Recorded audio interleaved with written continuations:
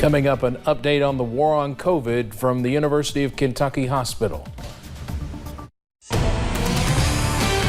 Dedicated to Eastern and Southern Kentucky, this is WYMT Mountain News at 11.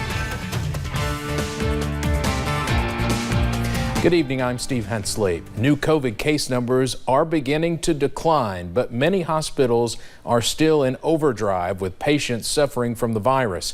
It's been a difficult time for doctors and nurses as they face shortages and this surge. To give an inside look at the challenges they have faced, UK Healthcare is launching a series of videos with first-hand accounts of healthcare workers. Chad Hedrick has more on the voices from the front lines.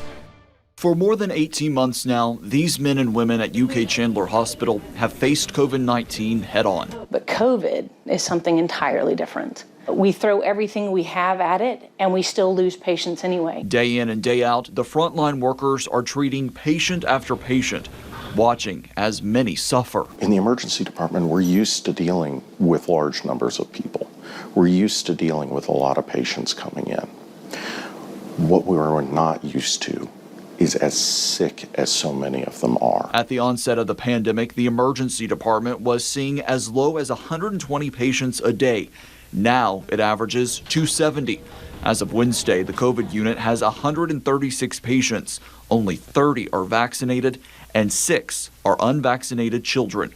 49 are in the ICU with 34 on a ventilator. I think people think that it's not going to affect me, it's going to affect somebody else who's older or sicker.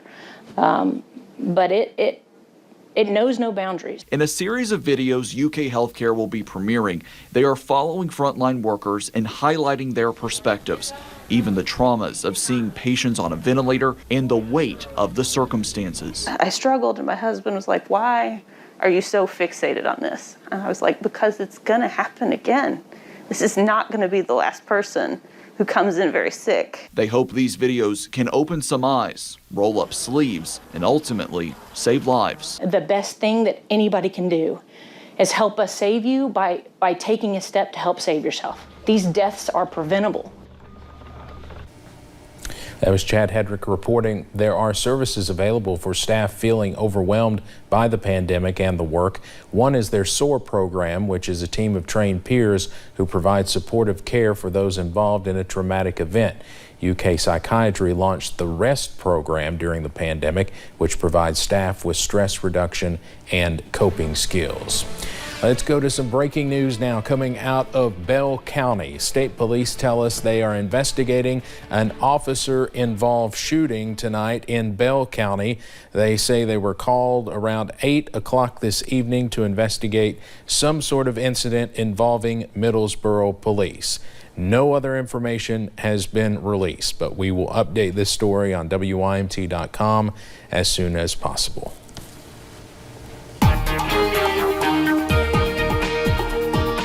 Another bright sunny day in the mountains today, making at the very least 6 in a row.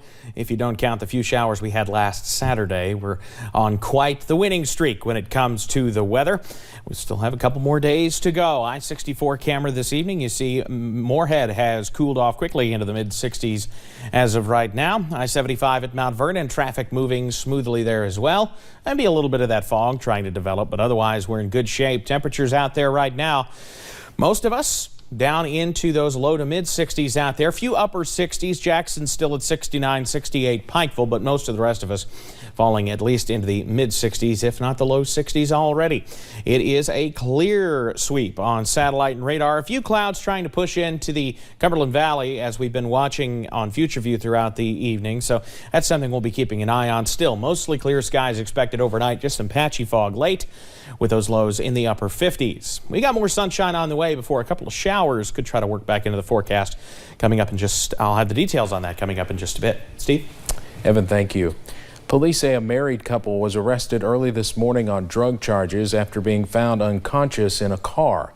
Police say Joshua and Suzanne Priest were both passed out in a car on US 23 at the Stone Coal intersection.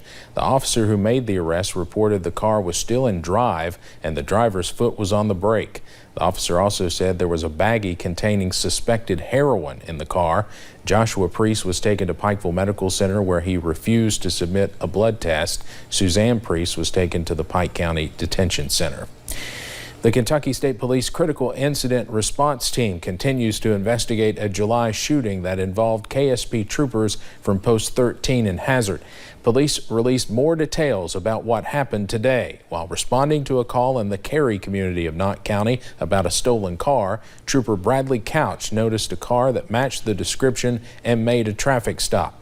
Police say the driver, Tiffany Renee Miller, fired at and struck Trooper Couch. In response, he began firing at Miller. Trooper Shane Jacobs arrived and additional gunfire was exchanged with Miller, who was struck and wounded before being taken in. Trooper Couch was transported to Hazard ARH for treatment and was later released. The investigation remains ongoing. A grim day in Kentucky as more than 80 new COVID deaths were reported. Governor Beshear announced 3,893 new cases today.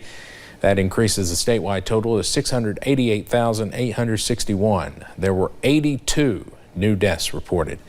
This brings the death toll to 8,717. The positivity rate is just a little more than 10%. You can always find the latest COVID-19 information on our website at WYMT.com.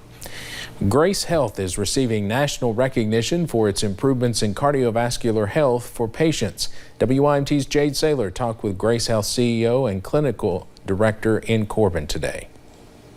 Even through a pandemic, Grace Health never lost sight of their goal of improving patients' cardiovascular health, which led them to being nationally recognized by the American Heart Association and American Medical Association. The goal was to save 1 million lives from heart attacks and strokes in a 5-year time span. Grace Health has earned gold status in their Check, Change, Control cholesterol program and gold status plus for their Target BP program. The programs target improving patients' cholesterol and blood pressure. It's a team effort. Everything that we do in quality here at Grace Health is a huge team effort. Tammy Sizemore says being able to help each individual patient means the most to her. That they're healthier because of our efforts at Grace Health to improve cardiovascular care. Grace Health serves almost 32,000 individual patients in their service areas. We want to see that each of those patients, their health outcomes improve. So that's why we have such a focus on quality. The clinics also take care of those that are uninsured, and they don't turn away anybody. Because we're in Eastern Kentucky, we have less providers per patient. And so, again, part of our goal is to serve the underserved. The future goal for Grace Health is to meet the same standard for their diabetes population. In Corbin, Jade Saylor, WYMT, Mountain News. Grace Health also has pharmacy locations at some of its clinic sites where they are part of the 340B program, which makes medication affordable for those that cannot pay for it. With the surge of the Delta variant, preventative measures like monoclonal antibody therapy increased in demand. But one Eastern Kentucky medical facility became one of the few places in the region to offer monoclonal antibody infusions. Primary Care Centers of Eastern Kentucky, located in Hazard, offers monoclonal antibody therapy, which is used to treat high-risk COVID patients early on in their diagnosis. This treatment can prevent symptoms from progressing, ultimately preventing hospitalization and even death. And it's really helped us get through this peak. And I think that we're on the downhill slide. We still have people that are getting sick, but we're starting to see less cases. And the need for the infusion has not been like it has been, but we've got the capability if we have another spike. Dr. Jones says if you live in the area, are at high risk, and have just received a positive COVID test, call Primary Care Centers of Eastern Kentucky to see if you are eligible for monoclonal antibody therapy. Johnson Central's football team has spent the last few weeks praying for its head coach. And now that his battle with COVID-19 is over, they are playing for him. Jim Matney died yesterday, leaving a legacy and a field full of love for his team and school. The Golden Eagles say his legacy will now be the light they follow as they continue to play this season. Daggone right, we're going to play Friday, and we're going to prepare for our opponent, just like we would if he was here. This is really going to fuel us to go out and conquer each game and just give it 100%. Teams across the region are also sharing photos of their helmets as they add a Jim Matney sticker to their school colors this season. COVID-19 continues to take a sad toll here in eastern Kentucky, but that did not stop community members from gathering in Hazard tonight to unite in prayer. WYMT's Corey Sanning shares their story.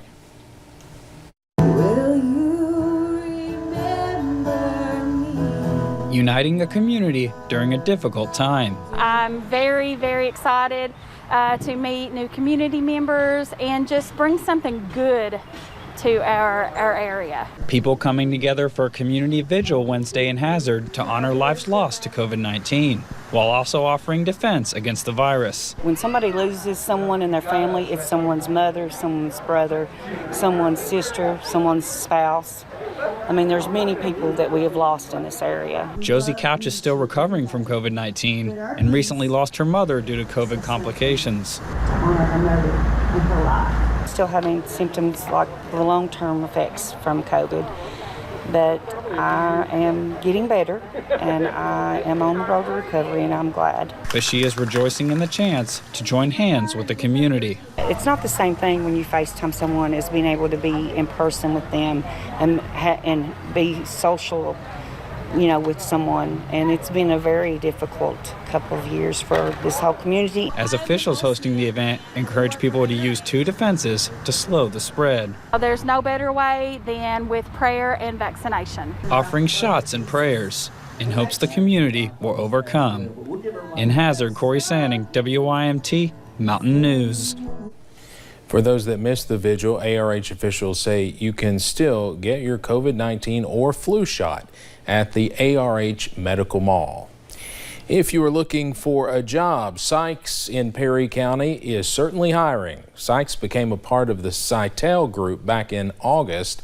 Staff tell us they have more than 200 jobs available with starting wages at $15 an hour, with a chance for employees to make up to $17 an hour. We have not only a great new production floor area for them to work at, but we've got great break rooms and kind of a lounging area designed to relax. We've got great huddle rooms and conference rooms where they can have great team meetings. We're told the company currently employs 241 people in Perry County. Across the nation, cities are experiencing negative economic impacts and labor shortages due to COVID-19, but one town in Pike County is still thriving. The city of Pikeville has seen an economic boom, which shocked local officials during the pandemic. They say some areas of the local economy have swiftly returned to normal, such as restaurant taxes, but the bulk of the economy actually saw a substantial increase. Officials credit much of this economic growth to the forward-thinking leaders in decades past, as well as a working plan for regional economic development. We really experienced a tremendous growth during the pandemic, totally opposite what we expected. But I think that just speaks to the city and our place in the region and how we foster economic development. Some of that development includes many small businesses opening in the downtown area, as well as the expansion of Pikeville Medical Center, which opened several clinics, as well as the Ava Center during the pandemic. Kentucky Senator Rand Paul took the field for the GOP as part of the annual congressional baseball game at National Stadium in Washington, D.C. tonight.